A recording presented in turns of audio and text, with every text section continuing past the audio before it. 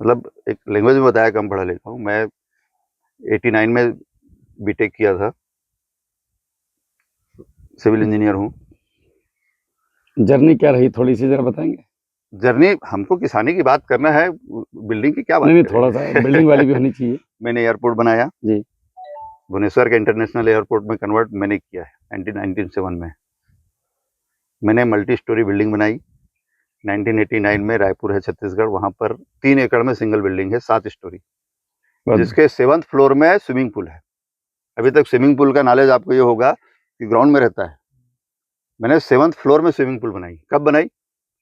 90 में। बाप रे। मैंने कई डैम बनाए। ये सारी जो है जर्नी के एकदम से जो है इधर कैसे डाइवर्ट हो गए? ये कहाँ मंडैया प्रभु गन्ना, ये देखिए क्या है, एक सिविल इंजीनियर यहाँ झोपड़ियों में सो रहा है। हम किसी, हमारे जो लाइफ की जर्नी है, हम क्यों काम करते हैं? 2 चीज के लिए। एक, बच्चों के लिए। सबसे पहले तो हम अपने लिए करते हैं, उसके बाद हमारे बच्चे आ जाते हैं, उनके लिए करते हैं। भगवान का आशीर्वाद रहा, अब क्या रहा वो भगवान जानता है। मेरे 2 बच्चे हैं, दोनों बच्चे अपने पैर में खड़े हो गए। एक डॉक्टर है एमबीबीएस करके, पीजी की कर रहा है तैयारी। बेटी मेरी हार्डवेयर इंजीनियर है, मल्टीनेशनल कंपनी में अच्छी पोस्ट पे है, अच्छा काम कर रही है। अब लायबिलिटी क्या बची?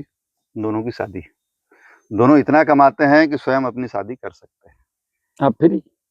मैं लायबिलिटी फ्री हो गया हूँ, तो मैंने इंजीनियरिंग छोड़ दी।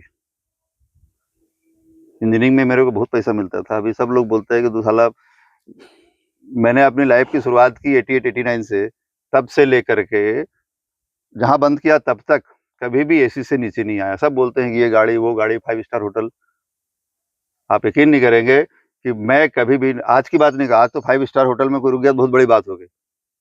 मैं 95-96 में कभी 5 स्टार से नीचे कहीं रुकता ही नहीं था, स्टे नहीं किया मैंने कभी। और आज किस कंडीशन में आपके साथ हूँ पिछले 2 दिनों से। बिल्कुल। मेरा पक्का मकान है, फिर भी उसमें नहीं रहता। मैं टीन के नीचे ही रहना पसंद करता हूँ, क्योंकि मैं जानना चाहता हूँ कि किसान का क्या क्या परेशानी आती है, उसको कैसे झेला जाए। और किसान ही बोलता है तुम क्या जानो एसी में रहने वाले।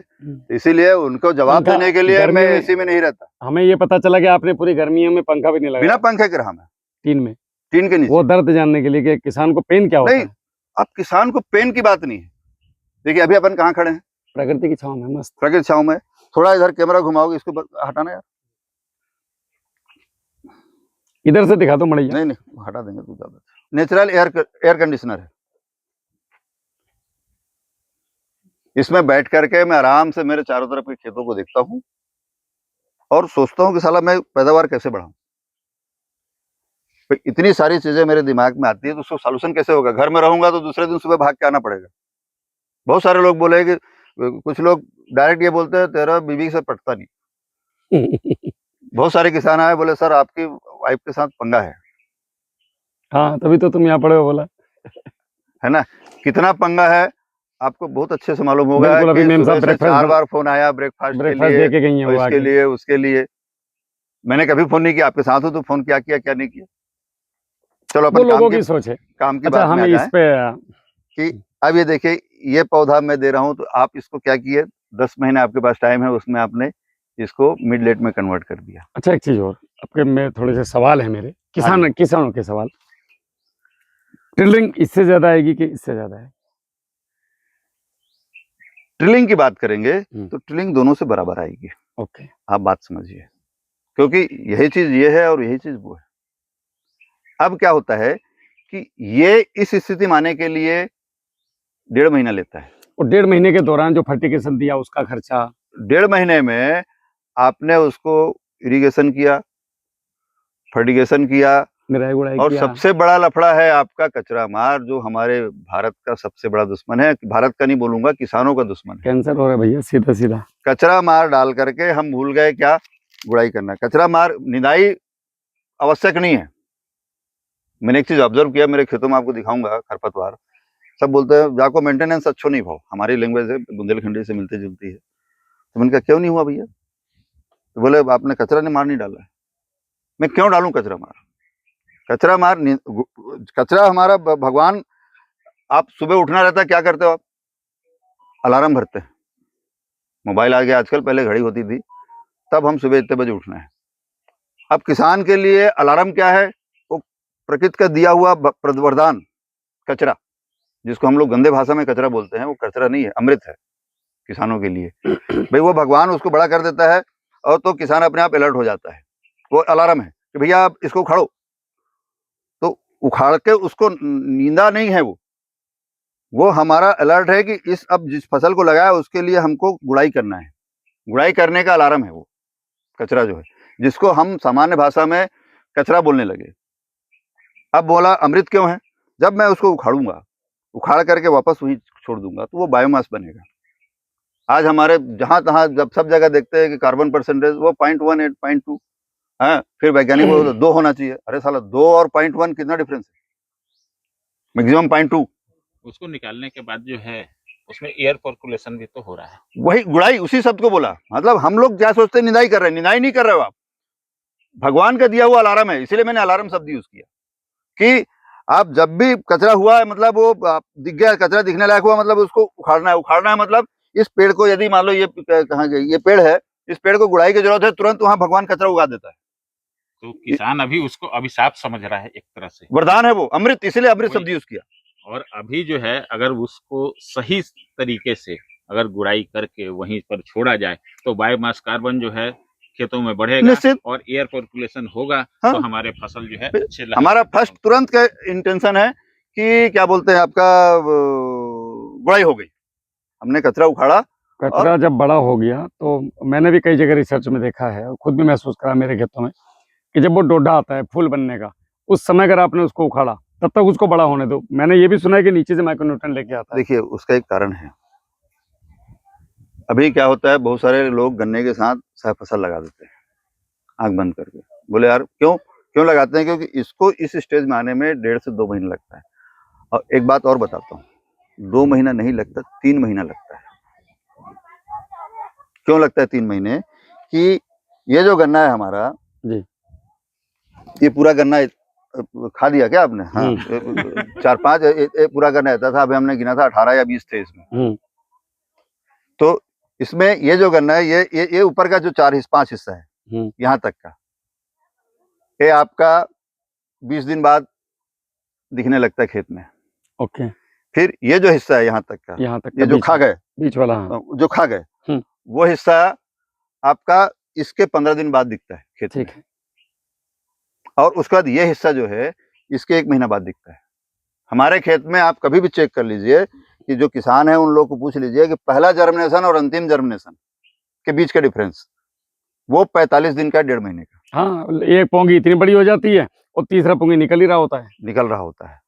अब हम उसमें उसको जो चाहिए वो दे नहीं पाते। इसको मैं मानव से कंपेयर करता हूं कि हमारा बच्चा पैदा हुआ और उतने दिन में 1.5 महीना पहले हमने लगा दिया है और 1.5 महीने, ये टोटल 3 महीने हो गए। 3 महीने में हमारे पास क्या होता है, खरपतवार अच्छा खासा डेवलप हो जाता है। हमारी प्रैक्टिस क्या है, निंदानाशक मार दो। उन्होंने कहा गन्ने में कौन सा लगना चाहिए, 2,4-D, एक और क्या होता है वो, क्योंकि मैं उसका नाम ही नहीं जानता। मैं भी कमजोर हूँ इस क्योंकि वो नहीं, बात कमजोरी की नहीं, मैं तो जानो उसके बारे में। वो एक बढ़िया गाना है ना यार, क्या, जिस गली में तेरा घर रहो बालमा। हम बिल्कुल सीधी सी बात है, सीधी बड़ी। मैं कचरा मार का नाम जानता ही नहीं, तो उसको डाल देते हैं। अब ये बताइए कि आपका जब बच्चा होता है तो उसको हम क्या करते हैं, Johnson baby soap, Johnson baby shampoo, powder भी जॉनसन का लाते हैं, सिर्फ वो ओनली फॉर बेबी रहता है। और मेरा एक गन्ना का पौधा बेबी नहीं है क्या? अब उसको मैंने क्या करता हूं कि कास्टिक सोडा से नहला देता हूं। वो बेबी को कास्टिक सोडा से नहलाऊंगा तो क्या हाल होगा? आप देखिए, अभी मैं दिखाऊंगा आपको, जो मेरे बेबी है उनको छाया में ढांक के रखता हूं, तब कहीं जाके सही समय में वो सही ग्रोथ कर पाता है। तो हमको आवश्यकता है कि उनको जॉनसन के बेबी सोप लाने की। और बेबी सोप का मतलब क्या हुआ कि मेरे को कचरा मार नहीं डालना है, भगवान का दिया हुआ जो वरदान है, वो आ रहे हैं, पनी गिर रही है, उसी के करें। हमारे पास लगभग कितना 60 एकड़ में है ना, अलग अलग वैरायटी, कितनी वैरायटी है? मैंने अभी इस साल 60 एकड़ में डिफरेंट वैरायटी के सीड डेवलप किए। एक और समस्या है कि हमारे देश में जहां उन्हें देखा है कि ये समस्या आ रही है और उसका कमर्शलाइजेशन हो जाता है, व्यवसायिक से जोड़ देते हैं। वो आजकल सोशल मीडिया का बहुत जमाना है। एक ठो गन्ना को दिखाएंगे, साला वो 20-25 फुट कर लेंगे उसको बांध बूंद के, और ये देखो साहब ये फलाना वेराइटी, उसी वेराइटी को 50 ठो दिखा देंगे, है वेराइटी वही, बोले ये 1821 है, ये 8005 है, वो एक ही गन्ना वही है, अलग अलग एंगल से एक बार इस तरफ से खींच देंगे, एक बार इस तरफ से खींच देंगे, बैकग्राउंड बदल जाता है कि उनको मालूम है कि बढ़ा चढ़ा सच लोगों के सामने जाना चाहिए। सच नहीं जाता है। मैं गया बहुत सारी जगह कि भाई ये नर्सरी फर्ज कीजिए कि ये नर्सरी मैंने बनाया, तो लोग बाग बोले यार इसको मैंकोजेब और कार्बनडेजम से ट्रीट करो, क्लोरोपाइरीफास से ट्रीट करो, जिससे कि इसमें वाइट ग्रब ना आए। वाइट ग्रब से याद आया दीमक। अभी किसान के दिमाग में एक शब्द है, दीमक ने खा दो, दीमक मारने। अब किसान जाता है दवाई की दुकान में, दीमक मारने की दवाई दो। अरे किसान के लिए दीमक से ज्यादा कोई भी व्यक्ति फ्रेंड नहीं है, वही एक आदमी है दीमक जो किसान का भला चाहता है, उसके अलावा कोई नहीं है जो भला चाहता हो, बाकी सेकेंडरी है। हम बैक्टीरिया की बात करें वो तो खाना दे सकता है, लेकिन जूठा को साफ करने वाला सिर्फ एक ही व्यक्ति है, वो दीमक।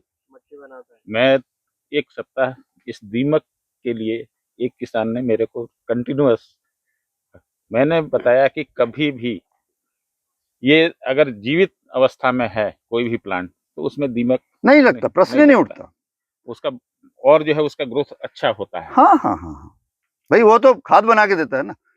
अभी आप देखिए, आप इसको क्या करोगे, अभी अब धीरे धीरे प्राकृतिक, ऑर्गेनिक और इसके प्रोपोगंडा शुरू हो गए हैं, मैं प्रोपोगंडा ही बोलूंगा।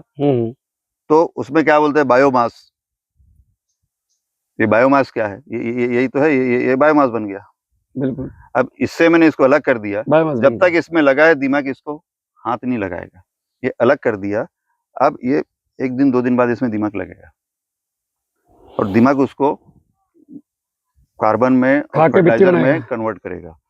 अब बोलते हैं बायोमास डालो तो कार्बन बढ़ता है, इसको मैं यदि खेत में डाल के मल्च करूंगा, फलाना करूंगा, कम से कम इसको 1.5 से 2 साल में मेरे पास इसका रिजल्ट आएगा, जिसको दीमक 1 हफ्ते में कर देता है।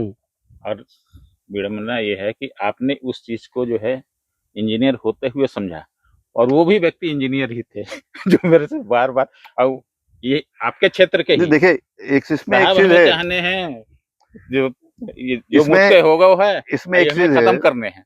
अभी हम लोग चर्चा कर रहे थे गन्ने से और इसमें क्या डिफरेंस है। अब ये देखिए कि मैंने बताया आपको गन्ने से 5,000 उगा है, तो 25,000 कहाँ गया। किसानों से मैं चर्चा करता हूँ, भैया आप 25,000 कहाँ ले जाते हो, पड़ जात है, खतरा बन जात, मतलब 25,000 जो पौधे हैं वो खाद बनता है। मैंने कहा कभी चेक किया उखाड़ के, कभी आपने उसको देखा उखाड़ के, बोले कौन कर रहा है, हमें फुर्सत नहीं मिल रही, हमें इतने लंबे चौड़ी खेती, हम कहाँ मरे गन्ना उखाड़ते रहे, नहीं वो कहा नहीं। भैया मेरे एक किसान है, बहुत अच्छा किसान है, उसकी आज हमारे प्रैक्टिस के पहले 700 क्विंटल 4 फसल लेता था। पहले साल लगाया उसने, उसके बाद लगातार 4 साल तक 700 क्विंटल के एवरेज आता था, मतलब 70 टन एक साल में, 280 टन चारों साल का यील्ड टोटल करता था वो, 700 आता था। उसको मैंने बोला पौधे लगा, नहीं चाचा, तो मेरे को चाचा बोलता है, मेरी उम्र थोड़ी ज्यादा है, तो वैरायटी बदल सकता हूँ लेकिन पौधा नहीं लगाऊंगा। मैंने उसको गन्ना ही दिया, मैंने कहा गन्ना ही लगा। उसने लगाया, या तो उसका बेड लक था या मेरा बेड लक था, 2 एकड़ में लगाया, 2 ट्रेंच फेल हो गई इसकी। मैंने कहा क्यों अभिषेक, क्या हाल है तेरी गन्ने की, तो बोले साहब चाचा वो वैरायटी बेकार, इसलिए आपको बोला था कि वैरायटी नहीं बदलूंगा। मैंने कहा क्या बेकार है, बोले 15/012 आपने दिया था, मैंने लगाया, 2 ट्रेंच तो उगा ही नहीं, मुश्किल से साला 50 पौधे उगे। मैंने कहा कितने ट्रेंच में लगाया था 15/012, बोले 40 में। मैंने कहा बाकी मस्त उगा है। अब सोचिए कि किसान किस दिशा में सोचता है, 40 में से 2 फेल हुआ है, उसको बोल रहा है वैरायटी बेकार है। कभी ये पलट के नहीं देखने की कोशिश करता कि साला 40 में से 38 मेरा उगा है, 2 नहीं उगा, उसमें कारण क्या है, कुछ ना कुछ मेरा मिस्टेक है, ये कभी नहीं सोचता। वो तुरंत बोल देगा वैरायटी बेकार। तो अब मैंने उसको बोला एक काम कर, उसी पीरियड के मेरे पास ये पौधे रखे हैं, तू ले जा उसको प्लांटिंग कर दे। अब आप बोल रहे हो तो पौधे लगा लेता हूँ। मैंने कहा उसको कि लेकिन एक काम करना, पहले उसको रिमूव कर, जो 2 ट्रेंच में तूने लगाया उसको रिमूव कर। उसने रिमूव किया। दूसरे दिन का प्लानिंग था। सुबह सुबह उसका 7:30 सवा 7 में फोन आया, बोले चाचा पागल हो गया, आज के बाद जिंदगी में कान पकड़ा, मैं कसम खाता हूँ कभी गन्ना नहीं लगाऊंगा, सिर्फ पौधा लगाऊंगा। मैंने कहा तू साला बाल बोलता था कि पौधा नहीं लगाऊंगा चाचा, पैदावार नहीं आता। नहीं मैं नहीं लगाऊंगा। मैंने कहा हो क्या गया ऐसा कि जादू हो गया? मैंने तेरे को बोला ही नहीं। बोले जैसे ही आपने बोला उखाड़ने के लिए, मैं जैसे ही उसमें बलराम चलाया तो जितना मेरे 5 एकड़ में व्हाइट ग्रब नहीं, उतने तो मेरे 2 ट्रेंच में व्हाइट ग्रब। आप सोचिए जितना मतलब प्रैक्टिकल, मैं कोई किताब कहानी वीडियो मास्टर नहीं हूँ। ये जो जड़ें हैं इनको व्हाइट ग्रब खाती है। अब होता क्या है, इसको व्हाइट ग्रब ने यहाँ से काट दिया, ये बाहर आ गया। अब उसमें वो दीमक लगता है। वो बेचारा एकदम अलर्ट रहता है, प्रहरी है हमारे किसान का, कि जैसे ही वहां कोई खराब चीज मिली और दिमाग फट से दौड़ के उसको किसान के हित के लिए काम करने लगता है। लेकिन हम क्या करते हैं, व्हाइट ग्रब में काटा, लेकिन हम क्या बोलेंगे, दिमाग लगाओ भैया, दिमारो लग जाओ, ते हमारे पौधा सूखा। पौधा दिमाग से नहीं सूखता, पौधा सूखता है व्हाइट ग्रब के कारण। अब बात आई है कि जो 60 साल 70 साल से किसानी कर रहा है, वो सिर्फ एक ही चीज बोलता है कि दिमाग के कारण पौधा सूखा। मैं इसीलिए हर किसान को ये निवेदन करता हूँ कि आप अपने खेत में बैठिए और अपने फसल के साथ बात कीजिए। आपको किसी वैज्ञानिक के पास जाने की जरूरत नहीं है। अभी जो है ये दूसरा वीडियो अपन चालू करेंगे। अभी रुक जा गणेश।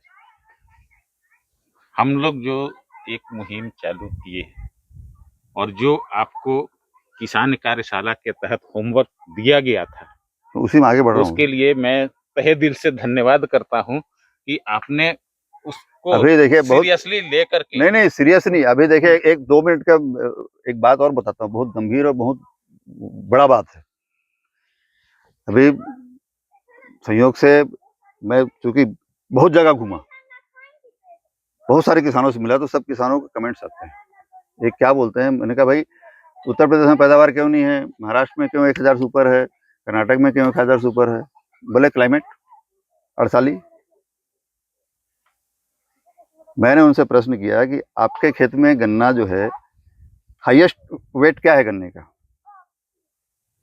और लोएस्ट वेट क्या है?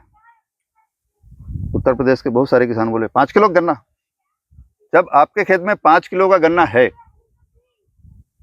ठीक है ना जी, आपके खेत में 5 किलो का गन्ना है, तो महाराष्ट्र वाले ने तो लाके जिस दिन काट रहे थे उस दिन लगाया नहीं है। वो आपके खेत से जनरेट हुआ, उसी क्लाइमेट में जनरेट हुआ, उसी माहौल में जनरेट हुआ। अगर एक गन्ना 5 किलो का है, तो मेरा जो कैलकुलेशन बोलता है, ग्राफ ये बोलता है कि मेरे खेत में 40 से 50,000 गन्ने होने चाहिए। एक गन्ना 5 किलो का है तो 40,000 इंटू 5 2000। मतलब मेरे जमीन की, मेरे क्लाइमेट की ताकत है कि इसमें 2000 क्विंटल होना चाहिए, मगर हो नहीं रहा है। अब फिर वही बात आता हूँ, क्यों नहीं हो रहा है?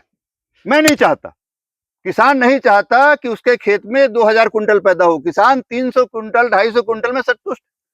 हल्ला जरूर करेगा, वो सरकार है, वो फलाना है, उसका रेट ढाई है। अरे रेट बढ़ा क्या करोगे? आज मान लो मेरे को सरकार 300 रुपए क्विंटल दे रही है, फर्ज करो, और मैं 300 क्विंटल पैदा कर रहा हूं, तो कितने रुपए हुआ? 90,000 का। और सरकार 300 रुपए दे रही है और मैं 2000 पैदा करूं, कितने हो गया? 6 लाख का। 90,000 और 6 लाख में कितना अंतर है? सरकार का बाप नहीं दे सकता रेट। आपकी जो पैदावार 300 क्विंटल है, 2000 रुपए कभी जिंदगी में नहीं हो सकता। चिल्ला लो, मर लो, उल्टा लग लो, फांसी लगा दो, पूरे गांव का गांव आत्महत्या कर लो, तो भी 2000 रुपए क्विंटल नहीं देगा। लेकिन किसान के पास ताकत है कि उसको किसी से लड़ने जाने की जरूरत नहीं है। अपने खेत को देखे, अपने खेत को समझे और उससे बात करे, तो अपने आप उसके पास 6 लाख मिलेगा। किसी के पास जाने की जरूरत पड़ी क्या उसको? यील्ड बढ़ानी है। यील्ड बढ़ानी है। यील्ड कैसे बढ़ेगी? अपने खेत बोलेगा, ऐसा नहीं है। अब फिर क्या बोलते किसान कि कछु डार दो हुए। अरे हीरा मोती नहीं डालना पड़ता भैया, प्रैक्टिस चेंज करनी है बस। हमको समझना है कि ये कब मोटा हो रहा है, चाहिए कब, क्या, किस समय पे, कितना। परिस्थिति मतलब के पौधे के अवस्था नहीं है फर्टिगेशन और उसका ओरा चाहिए। निश्चित है। अब देखिए, इससे मैंने लगाया, अभी अपन ने चर्चा की 3 से 4 स्टेज में होता क्या है। 3 स्टेज तो हो गया इसका गुणधर्म कि कैसे भी लगा लो वो 3 स्टेज में ही उगेगा। अब उसके बाद हम लगाते किससे हैं? लेबर से या मशीनों से। मशीन से लगाएंगे, मशीन तो देखता नहीं आँख कहाँ है। इस गन्ने का एक नेचर होता है कि बाकी सीड को फेंक दो मशीन से, सीड ड्रिल से, तो अपने आप उग जाता है। इसको अगर ये आँख इधर है एक, तो एक दूसरा इधर है, झिकझक होता है इसका। ये ऐसा है। अगर मान लो ऐसा लग गया, अब बोलते हैं कि वो वैज्ञानिक लोग 2 का लगाओ, 4 का लगाओ, वो लोग कागज वाले हैं, हम खेत में लगाते हैं। 2 का लगाऊंगा, मान लो ऐसा लगेगा तो कितना उगेगा? एक ही ना, तो मैं काहे 2 का लगाऊं? ज्यादातर किसान तो इसको अब वो दरार से बोलते हैं काटते हैं।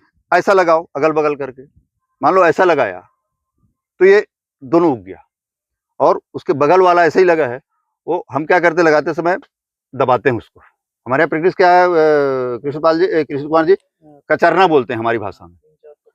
ट्रेंच में 3-4 टुकड़ा ऐसा डाल देते हैं लाइन से, इस टाइप से टुकड़े, और इसको फिर इसको पैर से ये खेत में डाला और ये दबाया, पानी भर के। अच्छा, अब ये मैं कचर रहा हूँ, काटते नहीं है। नहीं काट में टुकड़े, छोटे टुकड़े काट देते हैं, अच्छा, 4 के आँख के, 6 आँख काटने के बाद इसको पानी भर के दबा देते हैं। के, कचरना बोलते हैं। अब क्या है, कचरूंगा तो मान लो ये इसकी अभी तो फेंका है ना मैंने, होना क्या चाहिए कि मेरे को ये टुकड़ा काट लें और ये आँख को देख करके रखना है, लेकिन ऐसे फेंकते हैं सीधी बात, कहीं भी, हर जगह। यूपी में भी अब यही आप है। यूपी में फेंकते भी नहीं। यूपी में तो उन्हें आजकल बोले प्लांटर, और ऐसा गन्ना ठूस रहा है। अब वो कहाँ जा रहा है, कैसे जा रहा है, उसकी आँख कहाँ है, किसी को पता है? इस चीज पे गौर नहीं करते, इसलिए गन्ना पतला मोटा, नहीं, पतला नहीं, मोटा, पतला मोटा इस चीज निकलेगा। पे गौर नहीं करते। क्या बोलेंगे, लेबर है नहीं, इसलिए हमने क्या किया, प्लांटर क्रिएट किया। मेरे को पता नहीं, बोलना नहीं चाहिए मेरे को, वैज्ञानिकों को ये बात क्यों समझ में नहीं आती। वैज्ञानिक ही प्लांटर बना के दे रहा है। अरे उस प्लांट में ये पौधा गन्ना क्या उल्टा उग जाएगा? कभी नहीं उग सकता। क्या वैज्ञानिकों को मालूम नहीं है कि गन्ना जमीन में जाएगा तो हाइट ग्रेड क्रिएट करेंगे? तो इसीलिए मेरा निवेदन है सारे किसान भाइयों से कि अपने फसल से बात कीजिए, अपने आप आपका उसका सॉल्यूशन मिलेगा और आपकी पैदावार बढ़ेगी। वाइट ग्रेप का क्या कारण है? हाँ जी, वाइट ग्रेप का कारण है बीच वाला गन्ना। भाई देखिए, उसका भोजन रहता है इसमें, सबसे बढ़िया भोजन है उसका व्हाइट ग्रेप के लिए। इस पूरे में इतना मोटा है ना, तो आप जब इसको कभी खेत में देखिए, आप लोग किसान भाई लोग जो लगाए होंगे उनको बोलिए 1 महीने बाद अपने गन्ना को उखाड़े, तो वहाँ उनको पूरे 100, ये तो ऐसे ही रहेगा ऊपर का, इसके अंदर पूरे 100% व्हाइट ग्रेप भरा रहेंगे। ऐसा लगेगा जैसे किसी पाइप में व्हाइट ग्रेप को ठूस दिया है। उसको रेसे चाहिए खाने के लिए। जड़ क्यों खाता है? जड़ बारीक बारीक होता है। गन्ने में क्या होता है? रेशा। तो मुख्य कारण जो है व्हाइट ग्रेप का ये माना जाए क्या जो किसान लगा रहा है और ज्यादा मेरे पैदावार में कमी होने का पहला कारण है ज्यादा गन्ना लगाना, मेरे खेत में व्हाइट ग्रेप क्रिएट करना। अब क्या होता है कि ये तो मर गया इसलिए इसमें व्हाइट ग्रेप बना, लेकिन जब जिंदा, अब क्या करेगा, खत्म हो जाएगा तो जिंदा खाएगा। हर दृष्टिकोण से गन्ना लगाने में मेरे को नुकसान है। अब देखिए, इसी के जगह मैंने ये लगाया, ठीक है जी। अब इसमें व्हाइट ग्रेप कहाँ से क्रिएट होगा? ये नीचे का इतना जो पोर्शन इससे क्रिएट होगा ना। ये कितना परसेंट है? 10% है ना, 10%। हमारे पास यदि ऑर्गेनिक की बात करें तो निमाटोड के लिए बहुत सारे, पैसिलोमाइसिस है। बैक्टीरिया की बात करें तो पैसिलोमाइसिस है। निमाटोड के लिए हमारे बहुत सारे ऑर्गेनिक प्रोडक्ट के निर्माता हैं, वो लोग बनाते हैं पाउडर, उसे सीड ट्रीटमेंट कर दो, ये सॉरी लैंड ट्रीटमेंट कर दो, भूमि उपचार। रासायनिक में क्या डालते हो? रिजेंट अल्ट्रा आता है, लेकिन उसके रिजल्ट नहीं आ रहे। रिजल्ट किसान कैसे आएंगे? परेशान हो अरे गए। भैया जी, रिजल्ट कैसे आएंगे? आप ये बताइए कि आपको जो डोज बताया गया है वो किसके लिए बताया गया है? 5 क्विंटल के लिए। आपने वहां कितना क्विंटल गन्ना लगाया है? 30 क्विंटल, 6 गुना। क्या रिजेंट का डोज जो दुकानदार बता रहा है उसे 6 गुना डालते हो? डालेंगे तो जमीन खराब। नहीं डालते ना। अब डालते हैं। एक किसान से मेरी बात हुई तो बोलता है कोई फर्क नहीं पड़ता साहब, क्लोरो डाल दो। Chloro means chlorpyrifos. उनको ये नहीं मालूम कि इससे ज्यादा जहरीला कोई चीज है नहीं हमारे। अरे सस्ता है। तभी तो कैंसर बढ़ रहा है। अब देखिए, मैं इस पौधे कैसे बनाता हूँ, इसको मैं काट देता हूँ यहाँ से, इतना बड़ा टुकड़ा कट गया है, ये मेरा भू प्रहरी किट है। इधर लाना। इसका क्या रिजल्ट लगा? वही बताने जा रहा हूँ। भू प्रहरी किट है। भू प्रहरी किट में इसको ट्रीट करता हूँ। ट्रीट करने के बाद इसको सीडलिंग ट्रे, ये मेरे जो पौधे जिसमें उगे हुए हैं उस ट्रे में लगाता हूँ। अब इसमें ना तो दीमक आएगा, वो सॉरी दीमक नहीं, निमाटोड या कोई प्रॉब्लम आ ही नहीं सकती, ना फंगस आएगा। हम पैक करते हैं, उसके बाद खोलते हैं, बोले साहब ये फंगस है। मैंने मित्र कहा फंगस है नहीं भाई। है, फंगस नहीं है वो एक लड़का था, एक्सपर्ट है वो, आप लोग जैसे बहुत सारा जगह जगह जाते रहता है, वीडियो बनाता है। Trichoderma colony, माइकोराजा colony, Pseudomonas colony. मैंने कहा ये क्या बोल रहा है यार, मेरी ट्रे में ट्राइकोडर्मा की कॉलोनी है, सुडोमोनास की कॉलोनी, जिसको किसान लोग नहीं जानते और आप लोगों ने भी बहुत कम देखा होगा। अभी मैं किसी भट्टी खोलूंगा, आप लोग से शूटिंग कर लिए, वहां सुडोमोनास की कॉलोनी मिलेगी, ट्राइकोडर्मा की कॉलोनी मिलेगी, माइकोराजा की कॉलोनी मिलेगी। हाँ तो फिर बीमारी आएगी। अब मेरे भारत के वैज्ञानिकों से बात करके देख लीजिए कि सुडोमोनास, ट्राइकोडर्मा और यदि माइकोराजा की कॉलोनी मेरे इस पौधे के साथ है तो ये पौधा कितना ग्रोथ करेगा। 100 ग्रोथ करेगा भाई हमारे, अभी आपको कल मेरे ताऊ जी से मिलवाया जी। 93 ईयर के हैं, अभी खेत में गुड़ाई करते हैं। वो क्यों है? फिर क्या आप लोग क्या बोलते थे, ये पुराने घी का असर है। तो घी बनना बंद हो गया क्या? मेरी गौ माता ने घी बनाना बंद कर दिया? किसने बंद करा? हमने बंद कराया। बिल्कुल। अभी आप रोड में चलो, 100 गाय दिखा दूंगा। कल रात को हम लोग लौटे थे तो 100 गाय आप लोगों ने देखी होगी। कहाँ है? सड़कों पे सड़कों पर पड़ी है। उसके बाद ऑर्गेनिक वाले क्या बोलेंगे, सही भैया गोबर डालो, स्लरी डालो और मल्टीप्लाई करो गोबर में। तो किसान बोलता है कि हम कैलकुलेशन करेंगे। आप कैलकुलेशन समझ लीजिए। चलिए बहुत लंबा हो जाएगा, बहुत लंबी कहानी है। तो मैं तो यही बोलूंगा कि आप लोग पौधे से ही गन्ना लगाइए। आपकी पैदावार अगर 300 क्विंटल की है तो मेरा स्टाम्प पेपर में गारंटी दे सकता हूं कि वो 1000 क्विंटल होगी। अगर आपके खेत के सबसे हाईएस्ट गन्ने के वजन में 40,000 का गुणा कर दो, उतना पैदावार आपका होगा। अब हाईएस्ट वजन यदि आपका 1.5 किलो का है तो 600 क्विंटल होगा। यदि आपके खेत का हाईएस्ट वजन 2 किलो है तो वो 800 क्विंटल होगा। प्रैक्टिस को आपको किसान कार्यशाला की टीम के हिसाब से चलाना है। अब देखिए कि अब किसान कार्यशाला क्या कर रही है, कोई दुकान खोल के तो बैठी नहीं है। जो बात मैंने बोला है भाई, मैं भी तो उसी का हिस्सा हूं ना। ये कहाँ से पैदा किया, मैं कहाँ से जाना, खेत में जाकर समझ के। अब आप लोग की ड्यूटी है कि इसको हर किसान के पास पहुंचाना कि भैया ऐसा करेंगे तो ये तकलीफ दूर हो जाएगी। जो R&D हम कर रहे थे उसको फैलाने का समय आ गया है। यही मैं अभी बोल रहा था कि किसान कार्यशाला की टीम कई जगह जो है ऐसे कार्य कर रही है, लेकिन उसका जो है जब सार्थक दिखता है समय आता है। रिजल्ट, निश्चित है। अभी मैं वही बात बता रहा हूँ कि मैं 48 जो हाईएस्ट यील्ड महाराष्ट्र का है, मैं मेरे खेत में दिखा सकता हूँ। ऐसे आपके जैसे जो है ना, आपको जैसे होमवर्क दिया गया, आपने बराबर काम किया, वैसे कई लोग जो है किसान कार्यशाला के लिए काम कर रहे हैं, लेकिन हम सामने तब लाते हैं जब रिजल्ट हमें दिखने लगता है। अधूरा ज्ञान कोई काम करिए ना। अगर हम आपका उत्पादन नहीं बढ़ा सकते तो हम आपके बारे में हम नहीं आपका हाथ पकड़ेंगे, फिर गड़बड़ है। चलिए फिर हम दूसरा वीडियो एक मैसेज बनाएंगे। आप लोग किसान कार्यशाला और आप लोगों का सहयोग रहेगा तो हम लोग जो है एक समय आएगा कि पूरे भारत को जैविक जबरदस्त करेंगे, बड़ा करेंगे, हंगामा करेंगे। निश्चित होगा। जय हिंद।